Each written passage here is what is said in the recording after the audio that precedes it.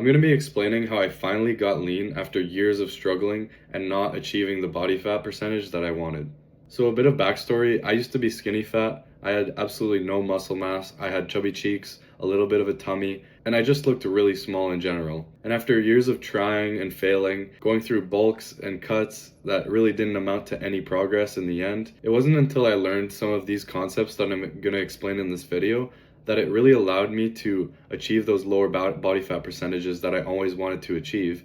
And before then, I was just stuck in this skinny fat slash fat phase where I was bulking up trying to get big, and then when I would try to cut, I would just lose my muscle mass again, and I wouldn't be as lean as I want to.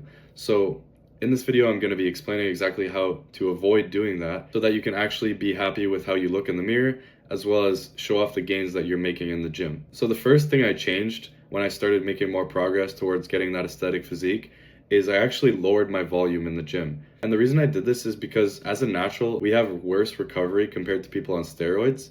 And a lot of the programs out there that I was influenced by when I was first starting out were very high volume programs, and all the content I was watching on YouTube at the time was preaching high volume. And although volume is essential in order to grow, the other side of the equation is mechanical tension. And I was really good at pushing myself even when I started in the gym. So I had plenty of mechanical tension. I was putting a lot of stress on my muscle. I was training to failure every set, and I pretty much never left anything on the table when I would leave the gym.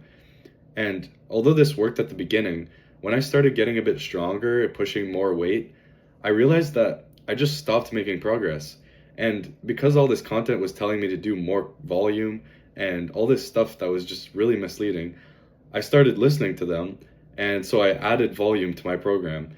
And all this did for me was get me injured in the end. And I got a shoulder injury, and now I can't train as hard as I used to be able to, but I still do train to failure. And even with an injury, and even with not being able to train as intensely as I used to, I still find that I have a hard time recovering with even moderate volume. So the first thing I did, like I said, was I reduced the amount of volume I was doing in the gym. And as soon as I did this, I started making progress again. I started making progressive overload. I was going up in all my exercises. And obviously, I'm not training in the super low rep range just for strength. I'm training kind of in that 6 to 10 rep range most of the time. And I was still increasing weight like very quickly compared to what I was doing before. And this wasn't like new gains. I was in the gym for a long time at this point. So I started thinking, maybe I was misled with all this volume stuff that I was seeing online. So not only this, I also reduced my frequency in the gym. So instead of training like 6 days a week push-pull legs, I started doing 4 days a week, still push-pull legs, but reduced frequency. So instead of twice a week, it was 1.5 times a week. So in terms of training, that was probably the biggest change I made that made me start making progress again. And because I was spending less time in the gym, I was actually able to start focusing on other things that matter more in terms of getting that aesthetic physique. And what I'm talking about now is nutrition, because nutrition is crucial in terms of getting lean. And it's something that I neglected when I first started in the gym. For probably the first 2.5 years of lifting, I didn't care what I ate. I was just bulking and trying to get as big as possible, which basically, in other words, I was eating junk food all the time and getting fat while trying to get stronger. And although I did get stronger, it wasn't because I was eating really good food. It was just because I was pushing myself and I was being consistent. But in hindsight, if I would have had my nutrition dialed in, I would have made way more gains way quicker.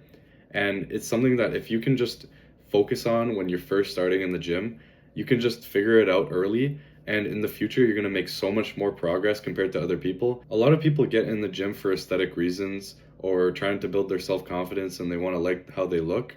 And I'll tell you right now, I did not feel that even 2.5 years into lifting until I was able to get lean and start eating healthy.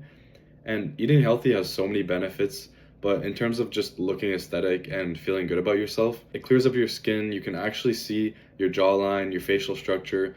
You can see the muscle definition, striations, vascularity. You have abs, like all these things that you really want when you're trying to get in the gym and you want to look good. They're all things that only come when you get lean. And the problem is, if you're going in the gym and kind of neglecting the diet side of things, then you might be building muscle, but you're not building your aesthetic physique. And if you're doing what I was doing, you're just getting fatter as well. So you need to start prioritizing your nutrition if you aren't. And if you are, then there's a couple of things that you need to prioritize that I'm going to be going over. So the first thing is, in terms of your diet, momentum is everything. So if you're doing really good on your diet for a pretty long period of time, I find it's a lot more difficult to cheat on your diet because you have that streak going and you don't want to ruin it. And on the opposite side of the spectrum, if you're going out every weekend and going out to eat with your friends a lot, and every week there's something that really throws you off your diet and it takes you a couple days to get back on it. First of all, this really adds up. You can ruin a lot of progress just in one day of eating. That's why I recommend, if you are going out to eat with your friends, to try to plan ahead and eat a lot less earlier in the day so that you can leave more room in your diet in order to eat more when you're out. If you have a lack of self-control when you're out with your friends, like I do, then just try to plan ahead and reduce the calories early on in the day so that if you do go over your calories, it's not as bad as usual, or if you can actually stay under your calorie limit. And by the way, guys, if you really want to figure out your nutrition and know exactly how I was eating in order to make all my progress, then I made you guys a shred maxing protocol. It's completely free and it's the first thing in the description. It's going to go over my thought process on exactly how I create my diet and how I eat in order to actually get as lean as possible. And if you follow that protocol when you're making your diet, you're actually going to make a lot more progress than if you were just to try to make it and see if it works. Although it might seem simple, creating a diet is actually pretty complex, and you need to make sure that you're checking off all the boxes to make sure you're making a sustainable diet that you actually get results on and that you can stick to long term. So if you're interested, again, it's the first thing in the description and it's really going to help you out. Now, like I said, momentum is really important. That's why I kind of encourage you to avoid cheat meals and cheat days if possible, because if you really create a long streak, first of all, you stop getting all those cravings because you're not eating them, and you kind of forget how much dopamine you get from eating them. And that's the way I think of it anyways. If I stop eating all that sugary, salty stuff that I usually really enjoy, I kind of just forget about it and I stick to my diet because it just feels easier. Another thing that is kind of ties into momentum is fasting in the morning as long as you can. And the reason this is so important is because when you wake up in the morning, you haven't eaten for at least, let's say, 8 hours, right? And if you can push this as long as you can throughout the day, I usually do a bit after lunch, so like 12 to 1-ish. You basically carry the momentum of being in that fasted state in your sleep and stretching it out as far as you can so that you reduce your eating window later on in the day. And again, with that momentum, you don't feel those cravings in the morning. So if I just drink a coffee in the morning, I honestly don't get hungry until like 12 or 1. And before, when I used to eat breakfast, as soon as I eat early in the morning, I start getting hungry way earlier throughout the day. So if I eat at like 8, 9 a.m., I'll be hungry at like 11, 12 again, like starving. And if I fast until 12 to 1, I'm actually not that hungry when it comes to that time. Obviously, I want to eat by then, but I haven't eaten anything all day, so I'm way ahead of schedule. And that means that I can reduce the time between my next meals because I'm already late in the day. And also I can increase the amount of calories in those meals. And these are things that really help your diet stay manageable and actually makes it so you can stick to it long term. So again, in terms of your diet, momentum is really key. You want to avoid cheat meals, cheat days. You want to plan ahead if you're going out and you're going to eat with your friends. Try not to eat early in the day or just fast as long as you can so that when you do go out, you're still in that calorie range that you want to stay in. As well, fasting in the morning really helps with your momentum. You can reduce the amount of calories you're eating throughout the day by actually allowing yourself less time throughout the day to eat because you fasted for so long. And that also allows you to eat later on in the day, close to bed, which helps with sleep because I find when I'm dieting and I'm really hungry, I can't go to bed hungry because I'm just thinking about food and it keeps me up. So these are kind of a cheat code in terms of your diet to really make things more manageable and sustainable. Now, another thing that's essential in terms of getting as lean as possible and something that I used to not do, and that's really why I struggled for so long, was just focusing on increasing my step count throughout the day. I really find that people hate on cardio too much, especially just walking on a treadmill. But for some people, particularly like me, I work an office job, so throughout the day I'm not moving at all. And it's really impractical for me to go home after and just go for a walk, especially since I live in Canada. It's really cold outside, so I'm not just gonna go on a walk in the winter when it's snowy. And it's not like the walks around where I live are very scenic, so honestly, it doesn't interest me as much. And for some people, it might be more practical. Maybe they live in a really nice location, good weather, and it's easy to just get steps in without it really being a hassle. But for me, I want to make it as time efficient as possible because I don't want to be walking for hours at a time just to hit 10,000 steps because I don't get enough steps throughout the day at work. So instead, I just bump up the intensity a bit at the gym while doing my cardio. So I just put it on an incline, the treadmill, and I walk at a pretty fast pace. So if I do 20 minutes a day, I'm basically burning like 200 something calories. And obviously, that's not enough to actually achieve 10,000 steps. That's why I also recommend you trying a sport. So I was doing kickboxing for a while, but I also really like dancing, like going out with my friends and dancing at the club. I don't just have to drink alcohol and stuff, I could do it sober too. So just finding things that you actually enjoy doing. Like I really don't want to go outside and just walk where I live, so I don't do it. And if you're gonna do cardio, do something that you're gonna stick to. And obviously you can force yourself to do it and all this stuff.